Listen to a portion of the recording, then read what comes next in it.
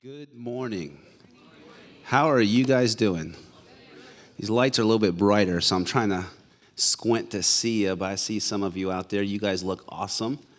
Look to the person, one of your favorite people around you right now and say, hey, you look awesome today. Now look at your second choice. Tell them the same thing. I hope if you're married, your first choice was your spouse. Let's hope, right? Hey guys, so we wrapped up the series on Philippians. We walked through the book of Philippians, and Andrew wrapped it up last week. And we have Christmas service coming up next week. And today I want to do a standalone message, and because I think it's titled "The Hurried Soul." I think there's always a temptation during this season of life to get sidetracked and forget what's kind of important in our life. You know, it just get busy, busy, and busy. How many people you feel, you don't have to raise your hand, but you feel busy in this season? And, you know, for me, I know like next week I'll head up to West Virginia to see some of our family up there. We'll load the 4 kids and maybe the dog into our van, and we'll ride up, and I have it all planned. Like, I know how I'm going to get there. I'm one of those guys that I'm not going to stop. Anyone else? Like my son, if he has to use a restroom, I'm like, grab a bottle. It's back there. Let's go. And my wife kind of gets frustrated with me a little bit because I just want to get there. You know, I already have it planned out. I'll stop at exit 9 in West Virginia. It's the quickest one. It has a Chick-fil-A there. It has a Sheetz gas station, and it has a Starbucks. That's all. Just run in and run out and keep going. But there's this reality during the holidays that we just get busy, right? And we just kind of get, our souls get kind of anxious and so forth, and trying to keep everybody happy, especially if you're in a split home where you have divorced parents. You got to visit 150 different families, and just trying to keep peace. But if we were kind of really honest about it, it's not just around the holidays that we always feel hurried. It's life in general. It's like culture today celebrates the idea of being in a hurry. You know, you ask someone, hey, how's it going? Oh, busy, man. Like busy. Like it's like we celebrate people being busy. Or it's that popular hashtag hustle. What are you doing? I'm hustling, man. I'm hustling. Well, what's that even mean? Like hustling doing what? And it's almost, if you think about it, it's like we put on a pedestal this idea that we should live a life that's always busy and in a rush and hurried, and we create no margin within our souls. And if I was honest, I mean, bear with me. You can feel free to disagree with me. I can't help but think if it's a strategy of the devil to derail us, to get us sidetracked, to cause turmoil in our souls. You know, there's a letter by Paul he wrote. It's in Ephesians chapter 6, where he was talking about how we should put on the armor of God. I'm sure you've read that before. But then he says, so that we can withstand the schemes of the devil. And that word schemes literally means it's like strategy. So the enemy has strategies against your life. And I know some of us, we might say, well, I know what that is. I don't know. Like I'm not concerned about the devil or the enemy I can see. I'm concerned about the one I can't see. And I just don't think he works in our life in such a way that's easy to identify. And we say, you know what, that's him. That's him. I got you, devil. That's him. Nice try, buddy. I got you. No, I think it's a little bit more sneaky than that. And I think throughout culture today, if you look at it, it's this idea or this onslaught of trying to reorchestrate our values and our value system. You know, in Babylonian culture, here's a little side note, when they would defeat an enemy, they would first defeat it in a military way. They would defeat their soldiers, they would defeat their structures, and they would take over, but they didn't stop there. What they would do next is they would colonize it. And what that means is they would go in there, try to remove its culture by changing its value system. And I can't help but look at us today and not think if we're being colonized as American Christians. To change our value system. At one time in history, we used to celebrate strong families who would sit down at dinner together every evening. We used to celebrate those types of things, but now we celebrate hashtag hustle. We celebrate this idea that we're supposed to always be in a hurry and always be busy. I mean, who wants to say, hey, what are you doing? Nothing. Playing Fortnite. scrolling Instagram. I mean, that's what we're really doing when we say we're busy. My concern is that we're celebrating it now. And what you celebrate, like any culture, if you think about it, whatever is celebrated, we emulate. That's why ladies fight some temptations of what to look like, because culture celebrates certain things. Whether it's a man or whatever is celebrated, that's what everyone wants to become. And that's why you have so many kids that want to be a football player or whatever, just in general, that culture is celebrating is what we end up emulating. And that is my concern. Because I think the enemy is trying to get us to live these hurried lives that we're always in a rush. And you and I were not designed to live from a state of unrest in our soul. And I'll be honest with you, I think for some of you, you do it on purpose. I think you're afraid to stop. I think you're afraid of the noise ceasing in your life. I think you're afraid to not be busy. Because then you realize that there's a lot of things that need to be worked out in your own life, and so you're afraid. And for some of you, it's just a learned trait because of culture. It celebrates it, and so we emulate it. And I just don't want it to become part of our lives here in this culture, and then in your life and then in your family. You know, one thing I really enjoy that my wife does is she always is practicing us having dinner together in the evenings. I love it. I'm now getting to a point where I'm starting to light candles, you know, trying to be all like cool. We almost caught on fire only once or twice. Lucas reached over and about burnt his arm off, and someone had a styrofoam plate and reached over and burned a hole through it. I mean, so we're working out some of the kinks, but I love that idea that we're practicing that in our home. And we have so many other things that we need to work on. I'm not trying to put us on a pedestal. This message today convicts me. This message today is for me. So if you don't get anything out of it, then I'll get something from it. But I just really want I just want to sound the alarm and ask you to do an audit on your life and take the time to see what's taking place and what you're pursuing and what you're after, and how are you really defining success in your life. Because as a few messages ago we were talking about, I think that when you're on your deathbed, the things that you're pursuing now today, you won't consider a success. And so you really got to ask yourself some hard questions. You know, there's this quote by Wayne Mueller. He says, "A successful life has become a violent enterprise. We make war on our own bodies, pushing them beyond their limits. War on our children because we cannot find enough time to be with them when they are hurt and afraid and need our company. War on our spirit because we are too preoccupied to listen to the quiet voices that seek to nourish and refresh us. War on our communities because we are fearfully protecting what we have and do not feel safe enough to be kind and generous." Guys, we were never intended to live from a place of unrest, and that's what hurry does to us.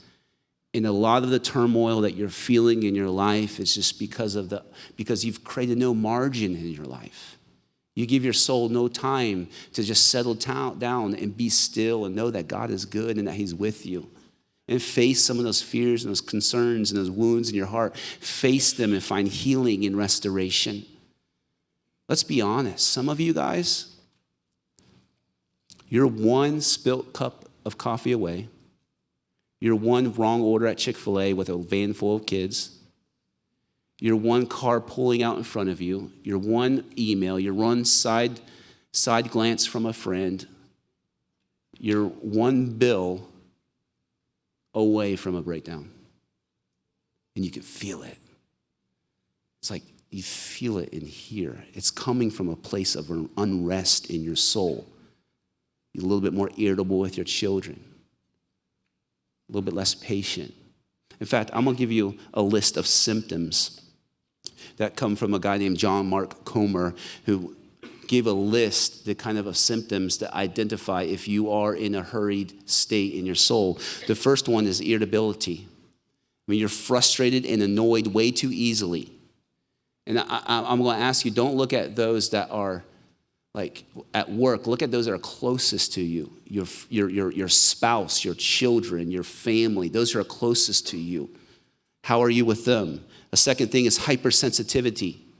So basically, minor comments become major issues in your life. Someone can make a minor statement towards you and you get very emotional about it. It becomes a major thing in your life.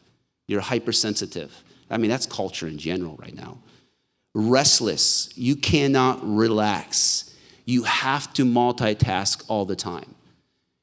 In fact, I've been practicing this. It might sound kind of silly, but if I'm watching a TV show, taking my phone and putting it down and not having that phone in my hand, it's a crazy how I have to have so much information coming at me at one time.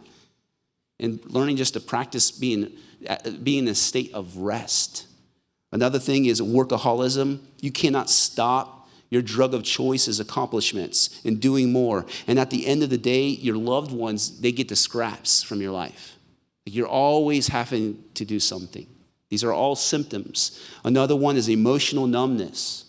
Like you have no capacity to feel for others or for yourself. You have no empathy. They also call it emotional fatigue. It's an actual thing. You come to a place that you can show no emotion. You feel for no one.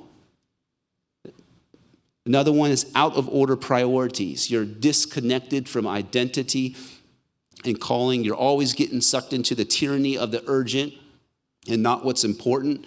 You're reactive. You're not proactive. You're busier than ever, but have no time for what really matters in life. Another one is a lack of care for your body. You have no time for the basic things like sleep and health and cooked food, and you're gaining weight. You can't sleep well. You're living off of caffeine, alcohol, sugar, processed foods. Another one is escapist behaviors. And this is where, I hit on this a little bit earlier, but this is where you're doing things to avoid facing situations or uncomfortable situations in your life. You're Netflix binging. This is where maybe you're addicted to porn. You're playing iPhone games. We joke about it a couple weeks ago, but sitting on the toilet, you guys, playing your iPhone games for like 20, 30 minutes, you're going to get hemorrhoids. Just be careful. I mean, it's just things like that. Look for these patterns. They're symptoms. There's certain things I know that they throw a red flag up in my soul when I see that I'm doing them. I'm like, something's off somewhere in my heart. Like, learn to know yourself in those ways. And it's not that some of these things are bad. They're just not to be medication for a sick soul. All right? I'm not trying to demonize anything. Except for porn, yes. I'm just saying that it's a lot of times it's medication for a sick soul. All right? Another thing is a slippage in spiritual disciplines. So things that are life-giving disciplines are no longer a part of your life, like being in scripture, prayer, attending service, community. And the last one is isolation.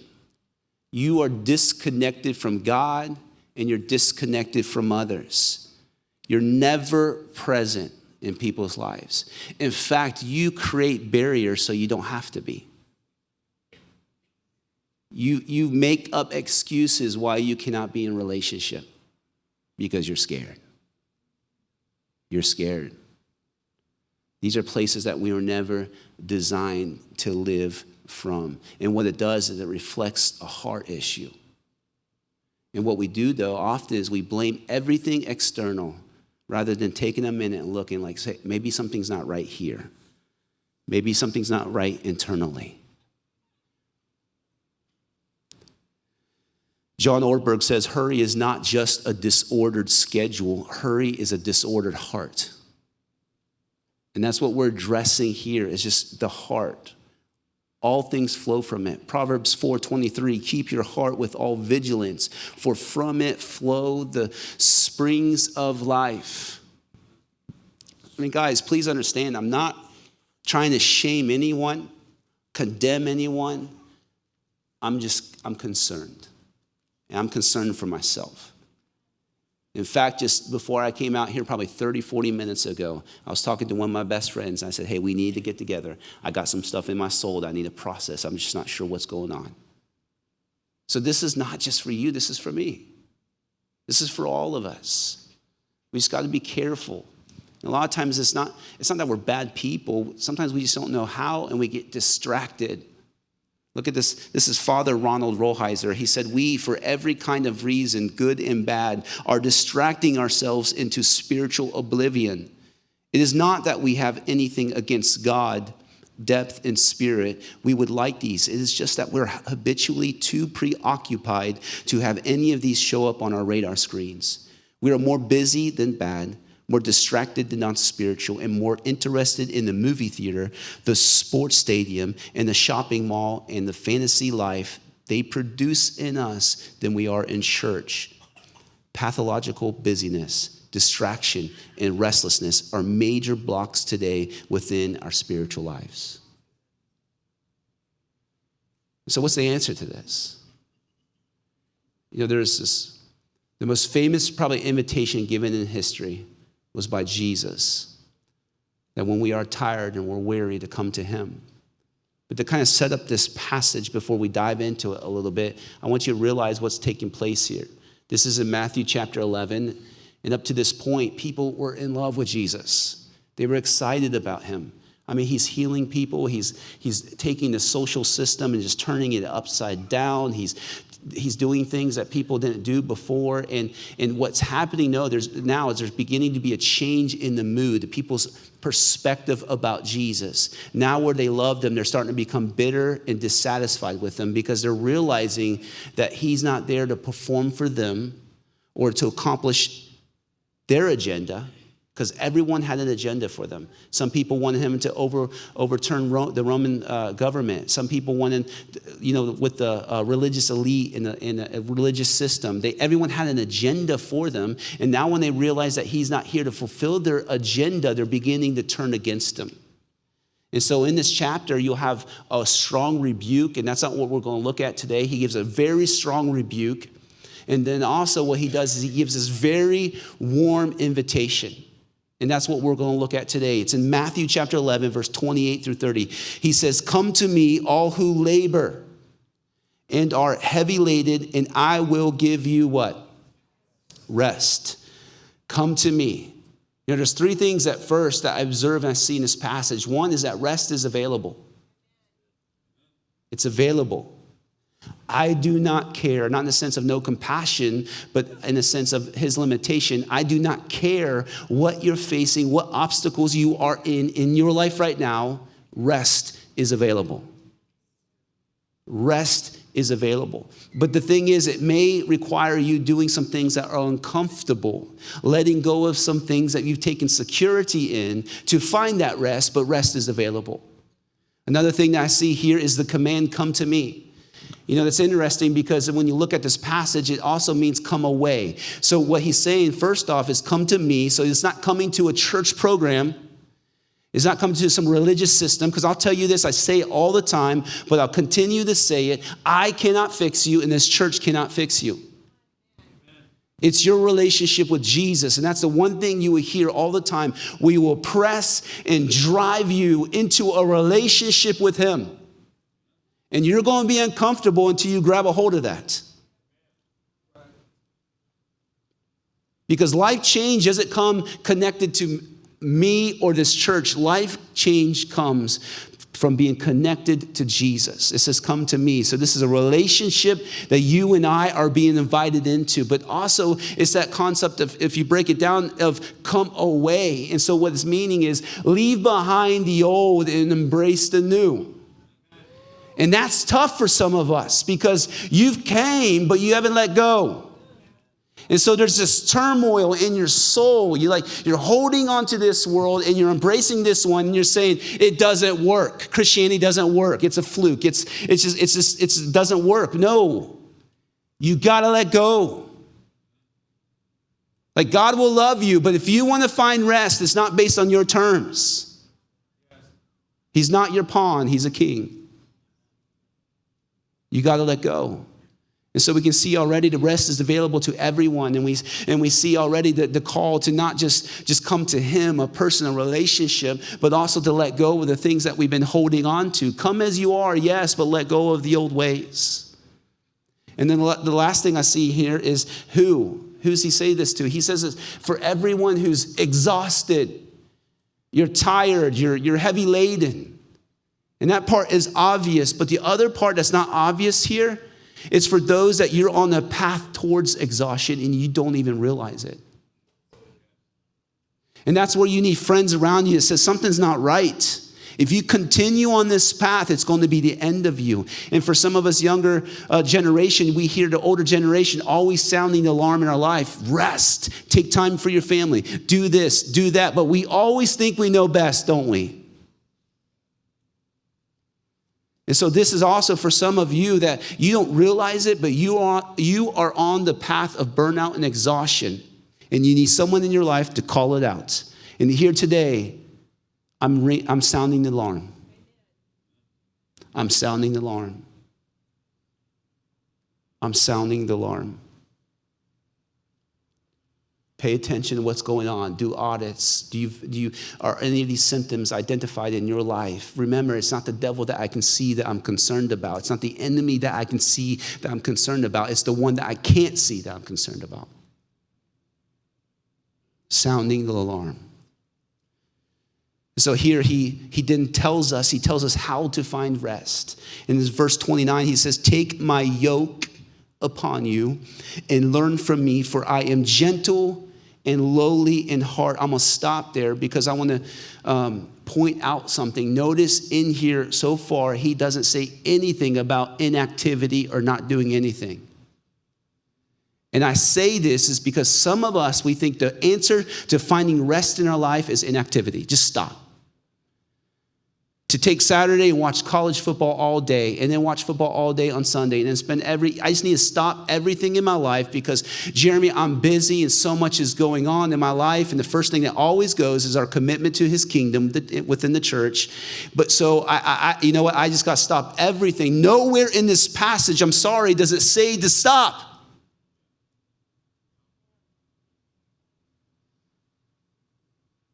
The key here is not what you're doing. The key here is who you are in relationship with. Who are you yoked to? That's the key. The key is not inactivity. It's who are you in relationship with in your life. And I'm sorry I'm being a little bit maybe aggressive and strong, but this idea needs to be confronted in the church and in our lives.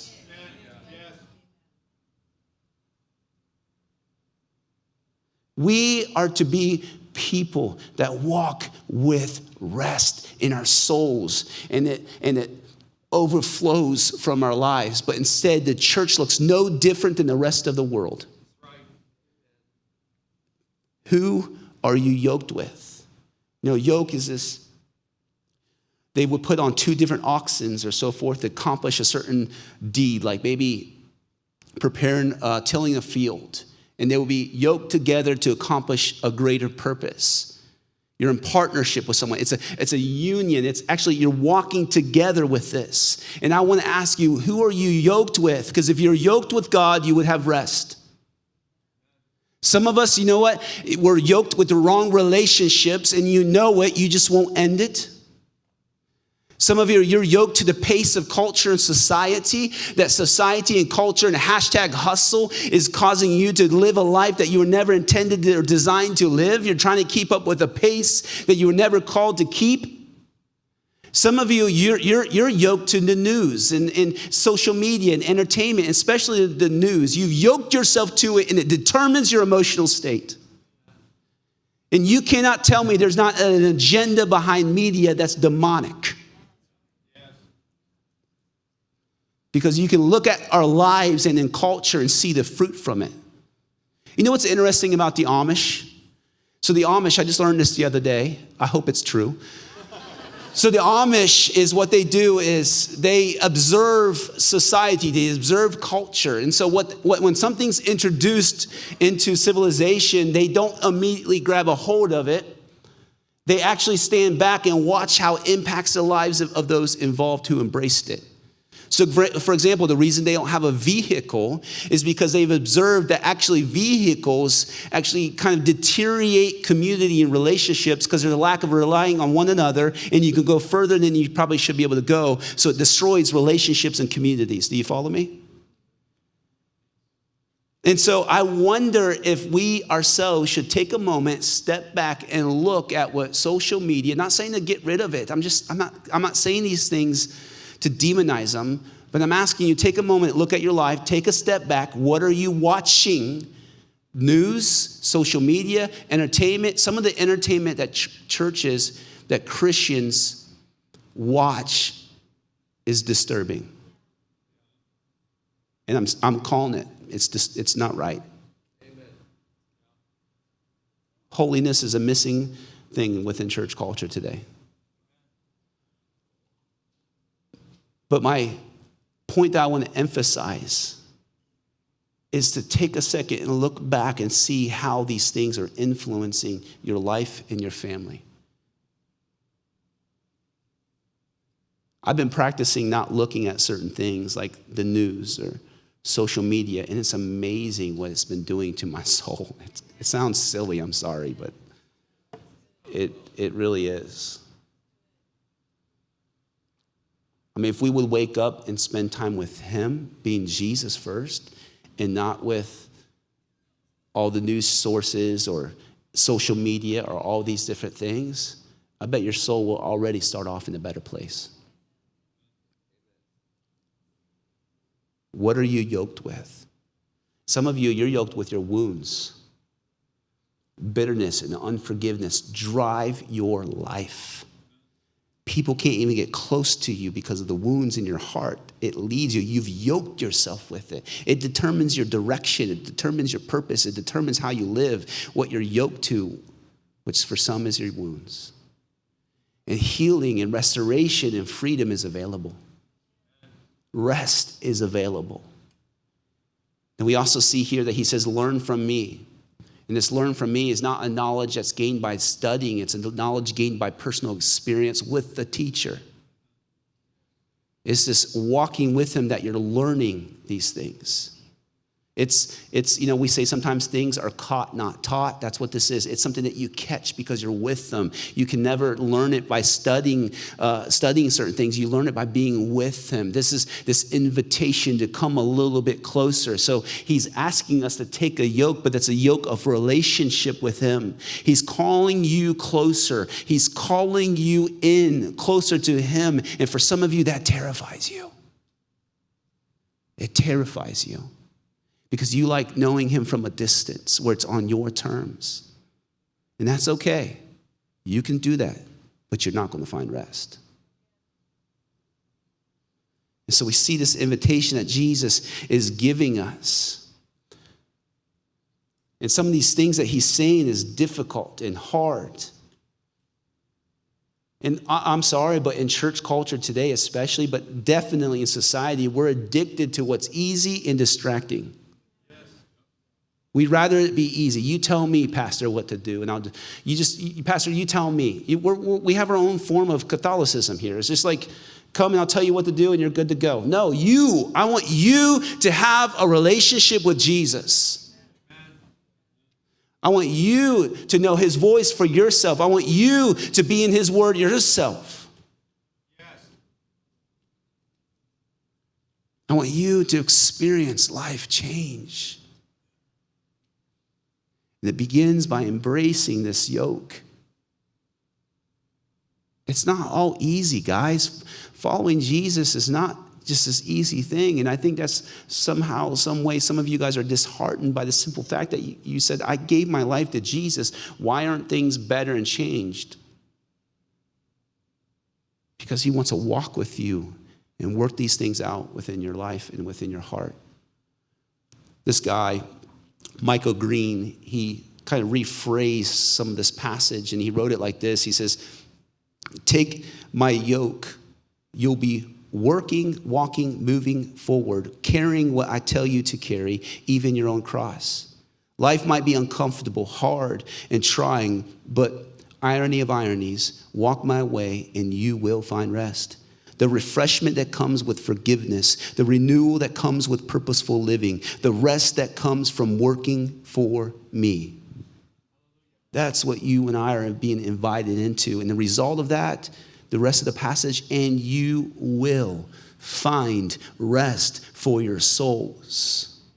For my yoke, see, we're still supposed to have a yoke, is what? Easy, and my burden is light. Why? Because yes, there will be transformation. Yes, there will be challenges. Yes, God will ask you to let go of things. But the thing is, his grace will empower you. And his grace will be with you. That's why it's light. And so we can see here from this passage, what I see is this invitation by Jesus to walk with him, not in front of him, not behind him, but with him.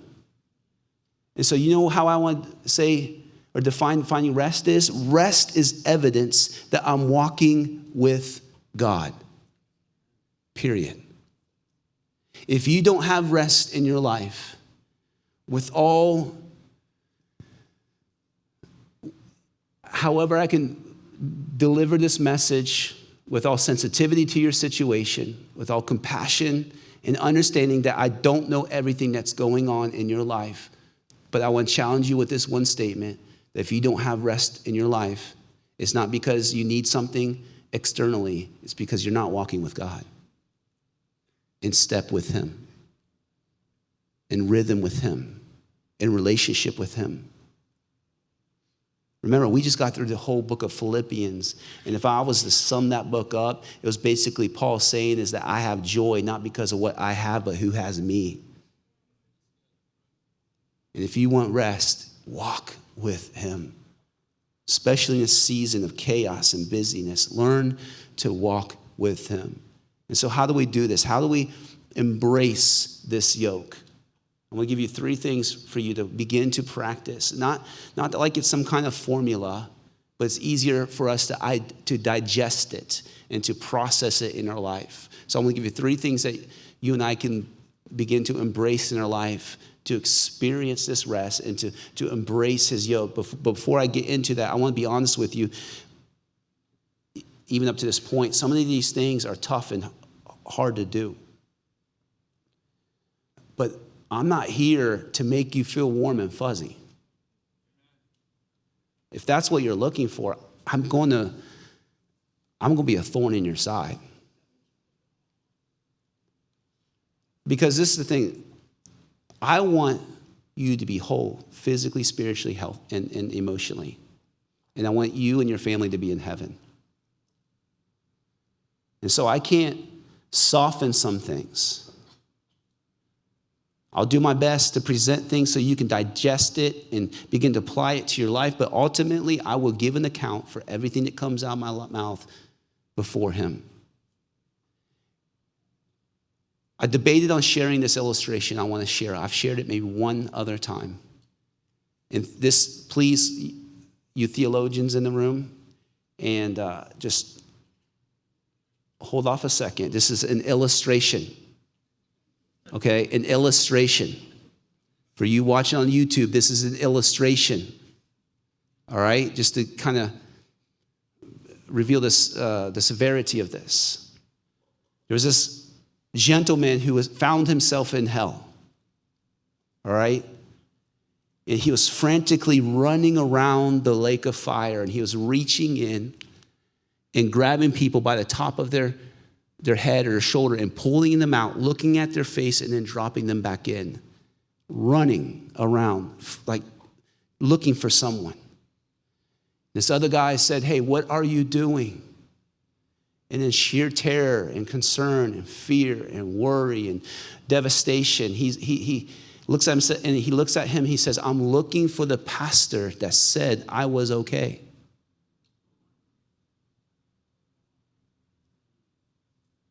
You want this mic now?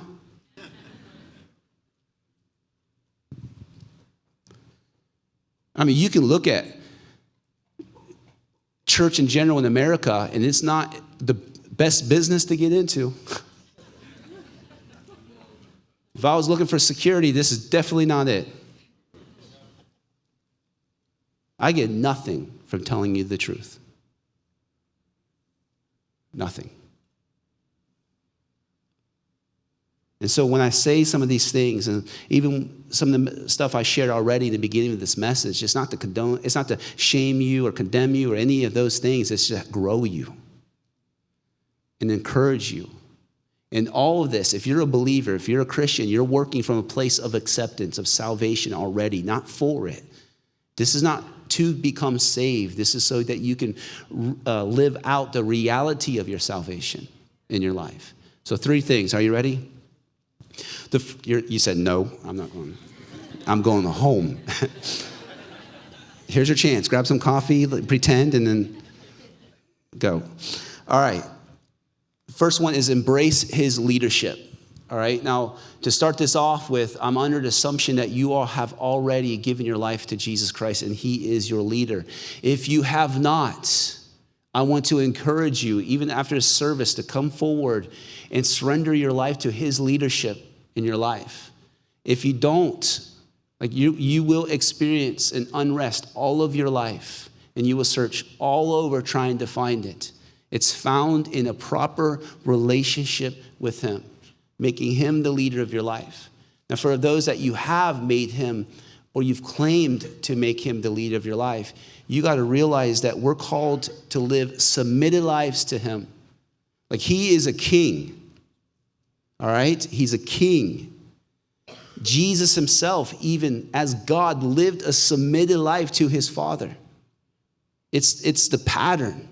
You can see in John chapter 6, verse 38 says, "For I've come down from heaven not to do my own will, but the will of him who," what? "Sent me." John 4:34, Jesus said to them, "My food is to do the will of him who sent me and to accomplish his work."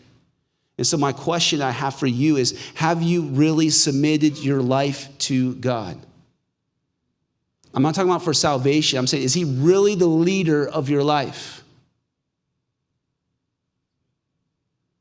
Because I think we fool ourselves.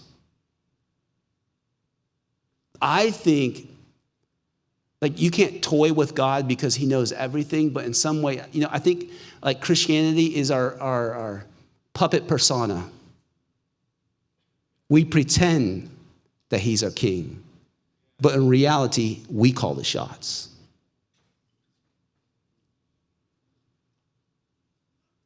We call the shots. That we're constantly, I would say that we're constantly and consistently resisting his leadership in our life. In Jeremiah chapter 6, verse 16, the prophet says, "Thus says the Lord, stand by the roads and look and ask for the ancient paths where the good way is, and do what?" All right, that was low. Do what? "And find rest for your soul." So if you do that, you'll find rest in your souls. But they said what? "Will not walk in it." And I think that's us. I think we have justified disobedience in our life. I think we make excuses why it's okay that we don't surrender or obey him in certain areas of our life.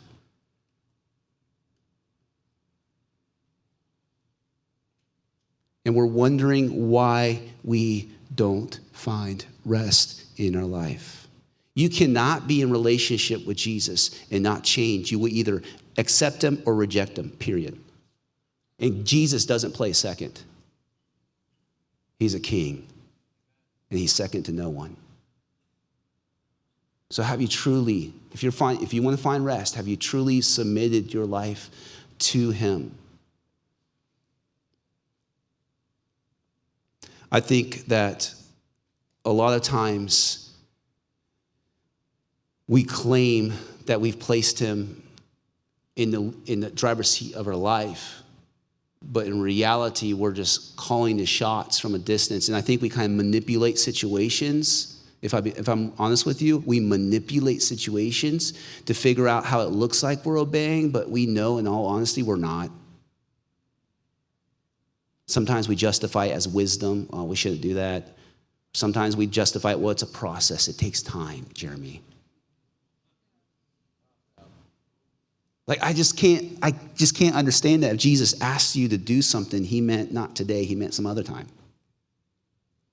I just can't see how the leader of all leaders, the king of all kings, the all-knowing one, doesn't know your life better than you do. But what we do is we live this like partitioned life, right? Jesus, you can take care of my soul, but I take care of the rest of it.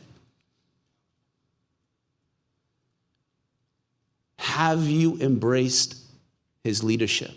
Have you embraced the yoke of leadership in your life? You know, there's this passage before this. Actually, I want to read it. I didn't give it to her, but I want to read it. It's Matthew. If you want to look at it, it's Matthew chapter 11, verse 16 through 17. And Jesus, this is part of some of the confrontation, and Jesus, he makes a statement. He says, "But to what shall I compare this generation? It is like children sitting in the marketplaces and calling to their playmates." All right, let me pause there. So basically, when parents would go to the marketplace and shop and socialize, the kids would play. And they would play these weird games. One, I don't know what it is, but one was a wedding game, and one was a funeral game. I don't know. I think they pretended there was a wedding, and they pretended there was a funeral. I mean, how depressing is that? But anyways, he goes on to verse 17, and he says, "We played the flute for you, and you did not dance." Because what they would do is they would call out to their playmates to come and join them. And so he's saying, "We played the flute for you, and you did not dance. We sang a dirge, and you did not mourn." And so the concept here is that God is asking of something of us, and we never actually respond in obedience to him. We want relationship with him on our terms. There's a difference between being childlike, which like a childlike faith, and childish, which means demanding it my own way. And I'll be like, kindly step on your toes. Some of us were just childish. And that's okay. Just stop blaming God for your situations in life, because your life is the result of your own leadership, of its leadership. And if you want to see change in your life, if you want to see these things happen, if you want to experience true rest in your life, then submit your life to him. And I understand it's something that we wrestle with. There's areas in my life, like I was just telling my friend, as I mentioned earlier, before I came out here, I think there's an area of my life I'm not sure if I'm in sin or not. I'm wrestling with. I need some clarity brought to it. So I understand it. I'm not outside of this message looking in. I'm part of this as well. But if we want to experience this kind of rest and so forth, we need to learn to be able to submit our lives to him. Amen? This professor, he looked and studied America and Christianity, and he said this: in the United States, Jesus is widely hailed as the King of Kings, but it is a strange sort of sovereign who is so slavishly responsive to his subject. The American Jesus is more a pawn than a king, pushed around in the complex game of cultural chess, sacrifice here for this cause and there for another. I mean, that's how it is. Like, Jesus is just our pawn. He's not our king. Like, if we kind of like stop beating around the bush on this whole little section right here, I got two questions for you. What are you doing that God's asked you to stop doing? And what are you not doing that God asked you to start doing? That's it. I could save 5, 10 minutes, whatever, and just said that. Second thing is, all right, everybody breathe. All right, I love you. All right, second. Embrace his friendship. You know, I'm reading this book. It's called Faith for the Exiles. And what they did is they did research on the next generation and how there was tons of people are just leaving the church. Like tons of the next generation. But they identified that, but what they were more interested in, what this book is based on, are the ones that stayed and remained resilient in their faith. And they found 5 practices that they saw in these young people's lives that helped cause them to be resilient in their faith. And the first one was that they had a personal relationship with Jesus Christ. Like they actually had a relationship with him. And that's back to the thing where we are constantly trying to drive you to have a relationship with Jesus in your own life, that you spend time with him. And if you don't know how, that's okay. We want to help you in that area of your life. But I think a lot of times, with all respect and all honor that I can show, I think church culture has created systems and places where you don't really need to have a personal relationship with Jesus. And so what's going to happen is when real trials come, you, your children, and when your kids go to school, they will not be able to withstand the onslaught because they have no personal relationship with Jesus. Like I shared with you before, when I lost my brother, literally, I watched him take his last breath, and when I lost my sister, the only thing that kept me, the only thing that helped me was a relationship with Jesus Christ. And what I mean by that is there was times that I would go by myself and just weep with no words, but weep with just worship playing. And that's the only thing that kept me. It wasn't a church. It wasn't a program. It wasn't even a person. It was a person. His name is Jesus. It was a relationship with him. And so embrace that relationship. Embrace it. From this book, this is what they said. This is how some of the things are realized. And they said, having been exposed to Christianity, people form patterns and habits that resist deeper faith. These faith antibodies are part of the natural human bent away from God, but are also exasperated by Christian structures that has enabled superficial, skin-deep spirituality. This is what they're realizing and they're studying. They're coming to the conclusion of. And so that's why we're constantly driving you into a relationship with Jesus. Listen, I have a strong conviction that everything flows from a relationship with Jesus. Everything flows from a relationship with the King. Even Jesus himself said, I only do what I see my Father doing. That means everything he did and everything he didn't do was motivated by relationship. It can't be any different for you and I. It's that relationship. And I understand for some of you, this is completely new. You don't even know where to begin. That's fine. Start with this. Just carve out 5-10 minutes a day and start spending time in his word. You want to learn to identify his voice? First, know his word. Know his word. Spend time in it. In fact, this is crazy. This research, they did research on 40,000 people from the ages of 8 to the ages of 80. And this is what they found about people who spent time in the Word. So basically, they studied these groups, and they found that if you spent time in the Word one time a week, keep in mind, this is a study of 40,000 people. If you spent time in the Word one time a week, and that could be right now, and Sunday morning, this might be the first time you heard scripture all week. They charted it and see the changes that took place in their life. And I'll list those changes here in a second. But they saw no change. None. Those who opened up the word twice a week, they saw no change. None. Those who opened it up 3 times a week and spent time in it, they saw a little blip, like a little bloop. Something's happening. Whoa, we have action. Something's happened. He's alive. And then they did the 4th time, and they said it shot off the charts.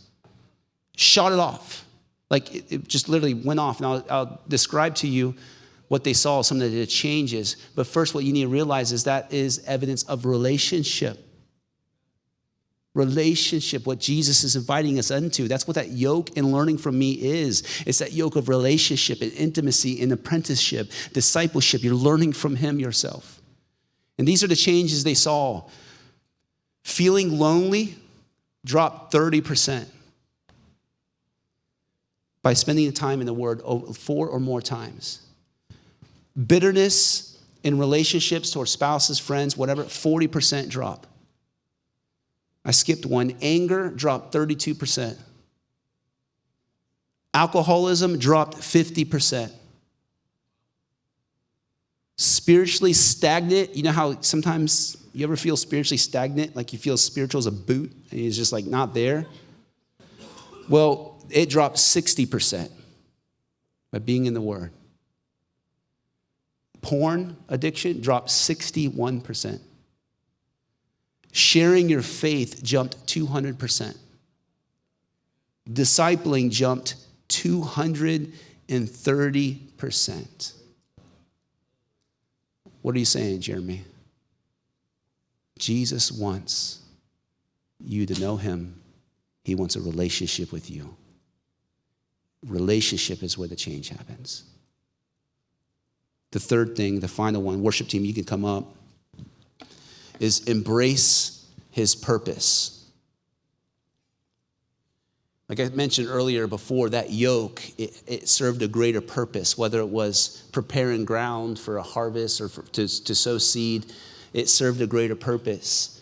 And what we need to realize in our life is that we need to embrace what God is trying to do in your life and through your life. And for some people, you may say, I'm not sure what that is. Well, you can start simply with just the Great Commission, sharing Jesus and the story of just what he's doing in your life. You don't have to have all the answers. You don't have to have a degree or anything like that to share Jesus. You can just simply say, hey, this is what he's doing in my life. You can start with that basic purpose right there, the Great Commission. And I think, though, that a lot of times we don't have rest, not only because we don't embrace his leadership, not only because sometimes we don't embrace his friendship, but also because we don't embrace his purpose in our life. We're living aimless lives.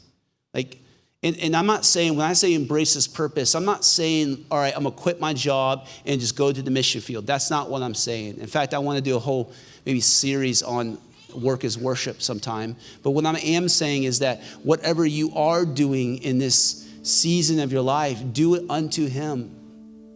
If you're a barista, be the best barista that you can be for him. If you're a business person, be the best business person you can for him.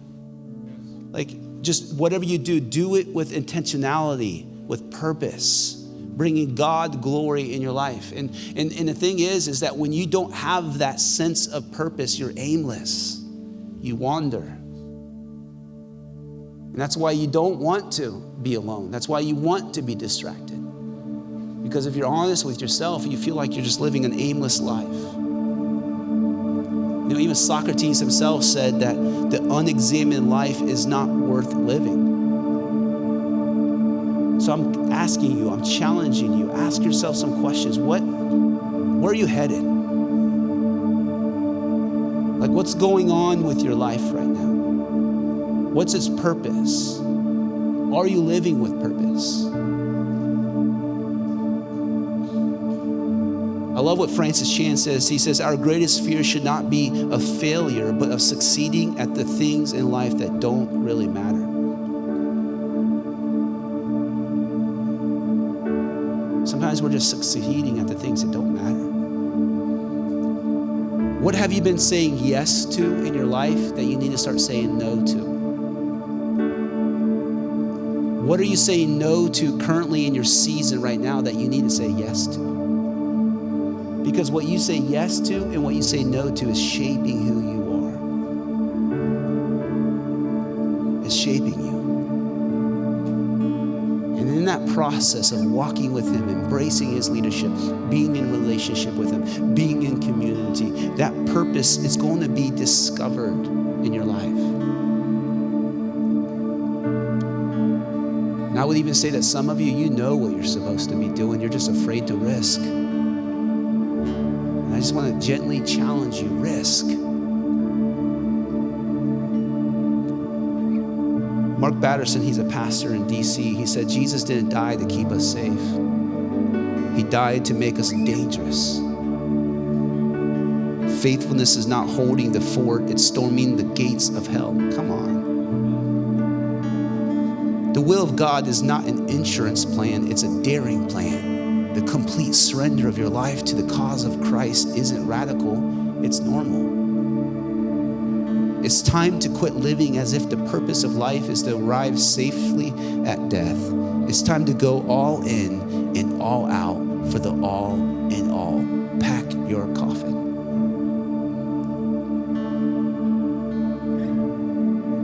Can you switch the lights to worship?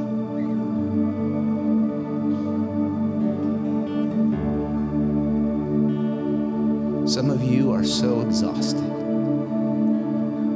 so tired, worn out, beaten up.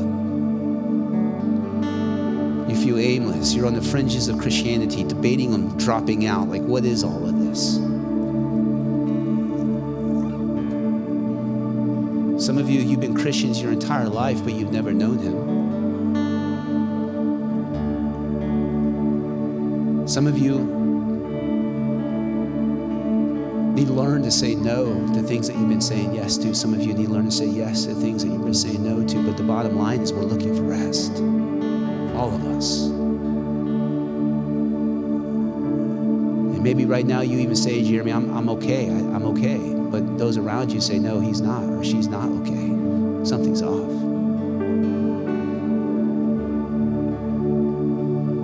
In fact, even this moment right now makes you feel a little bit uncomfortable because you're facing the reality that you feel like you're not enough, and that's okay because he is. This whole thing, that's a lot to try to do and a lot to accomplish, and that's the purpose of it, and that's why he said, my load, my yoke is easy and light. Why? Because I'm doing it with you. It's called grace. Grace. It's not about perfection. It's about a process. It's not about religion. It's about a relationship. I want you to know him for yourself. I want you to experience rest. Rest.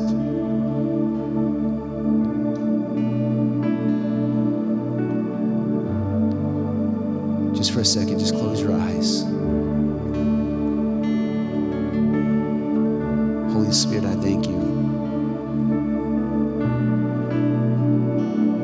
that you're resting on souls right now. That you're saying, come to me.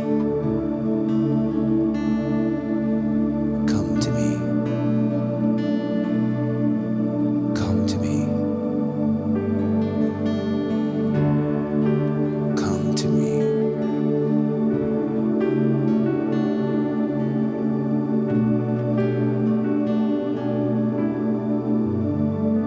Holy Spirit, that you are making known the path before them to come to you.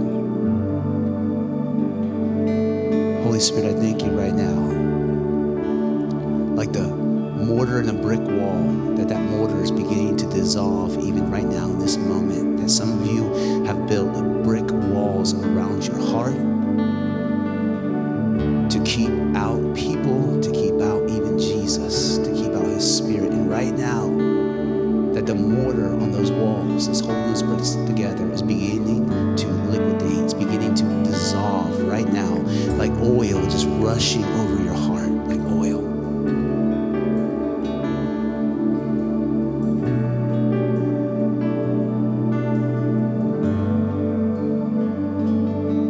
Holy Spirit, I thank you. Do what you love to do and make known Jesus in this place. Breathe life over every heart, life over every individual.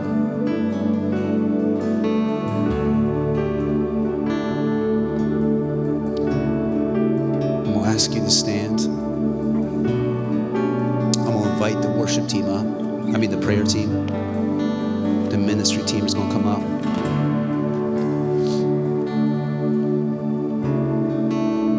These individuals want to pray with you. They're trained to pray with you.